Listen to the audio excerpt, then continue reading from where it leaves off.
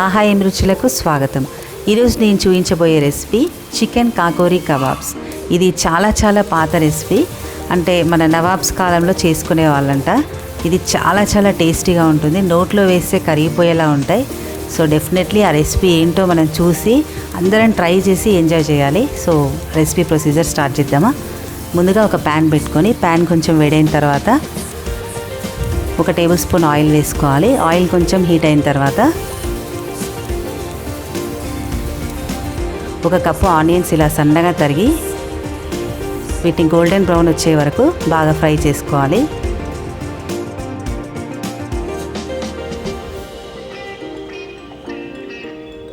ఇప్పుడు 2 table spoons గసగసాలు, 1 spoon కొబ్బరి పొడి, అలాగే కొంచెం జీడిపప్పును కూడా వేసుకొని మంచి సువాసన వచ్చే వరకు వేయించుకోవాలి.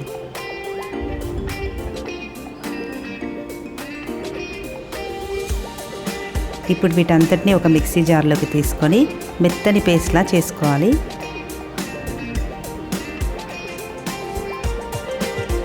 సో వీటిని అంతటిని జార్లోకి తీసుకున్న తర్వాత మనం కొన్ని స్పైసెస్ తీసుకోవాల్సి ఉంటుంది.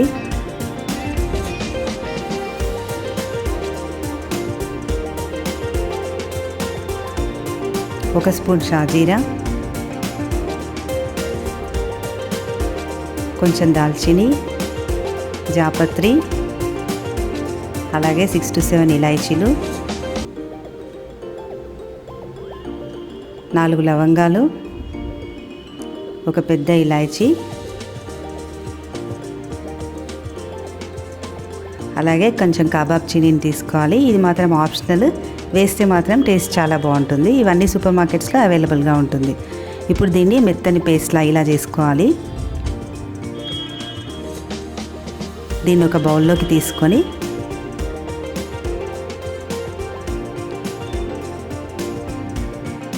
½ కేజీ బోన్లెస్ చికెన్ని ఇలా ఫైన్ పేస్ట్ చేసుకోవాలి. అలాగే 1 స్పూన్ జింజర్ గార్లిక్ పేస్ట్,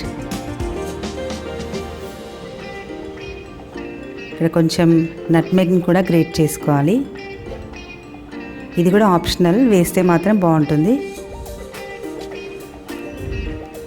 ఇప్పుడు ½ స్పూన్ పసుపు, అలాగే ముందుగానే మనము మిక్సీ చేసి పెట్టుకున్న మసాలా పేస్ట్ని కూడా వేసి 1 స్పూన్ ఆయిల్ వేసుకొని ఈ మసాలా చికెన్ ఇదంతా బాగా కలిసేలాగా చక్కగా కలుపుకోవాలి.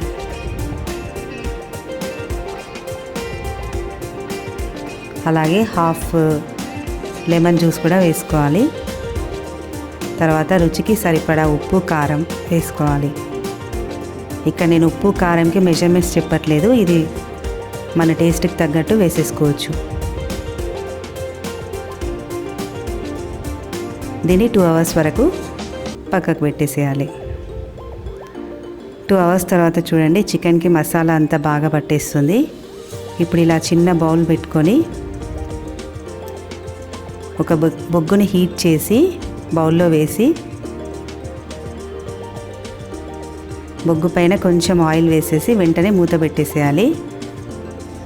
30 సెకండ్స్ వరకు ఇలా పెట్టేస్తే ఆ బొగ్గు నుండి వచ్చే స్మోక్ అంతా చికెన్కి పట్టేసి చికెన్ స్మోకీ ఫ్లేవర్లో చాలా టేస్టీగా ఉంటుంది.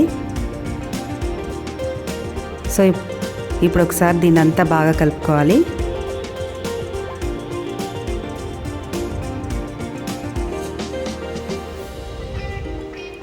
సో చేతులను కొంచెం తడి చేసుకొని ఈ మిశ్రమం నుంచి ఒక చిన్న బాల్ సైజులో తీసుకొని ఇలా నేను చూపిస్తున్న విధంగా ముందుగా ఒక బాల్ లాగా చేసుకొని దీన్ని రౌండ్గా కట్లెట్ లాగా చేసుకోవాలి. నేనైతే రౌండ్గా చేస్తున్నాను, మీరు మీ ఇష్టమైన షేప్లో చేసుకోవచ్చు. ఒక ప్యాన్ పెట్టుకొని 3 to 4 టేబుల్ స్పూన్స్ ఆయిల్ వేసుకొని ఇలాగే మొత్తం చికెన్ని మనం చేసుకొని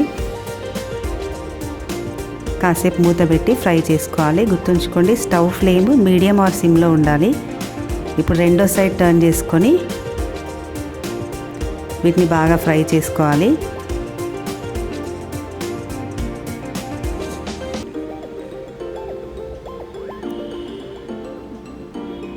మళ్ళీ ఒకసారి మూత పెట్టి మగ్గించుకోవాలి.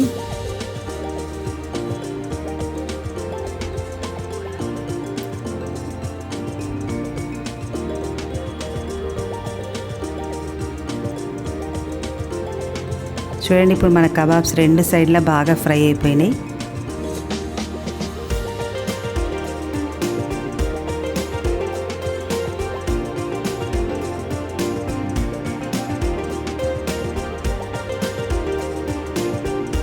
ఇప్పుడు వీటిని ప్లేట్లోకి తీసుకోవాలి. Thanks for watching this video and please don't forget to subscribe my channel.